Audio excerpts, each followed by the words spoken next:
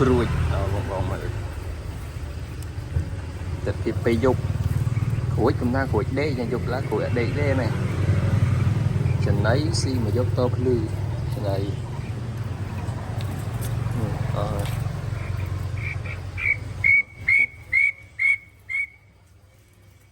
ចេះអឺតទៀតអាមកជន់មេចាស់លូកដៃមើលនេះជន់ចំណៃមកយកតភ្លឺស៊ីអត់នេះទេហើយបើថាសាច់វិញមកសាច់ហើយអូមេនេះពងមេពងបងប្អូនចាំអត់តបានពងអានេះវាពងមួយសាប៉ុន្តែវាអស់ទៅវិញមកនេះ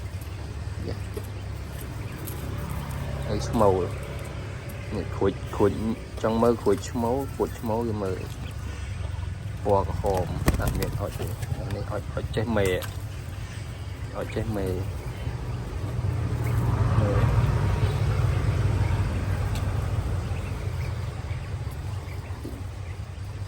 ហើយចំណៃមកយកទៅភ្លឺស៊ីអត់មានចេះដេកដូចមន់ទេ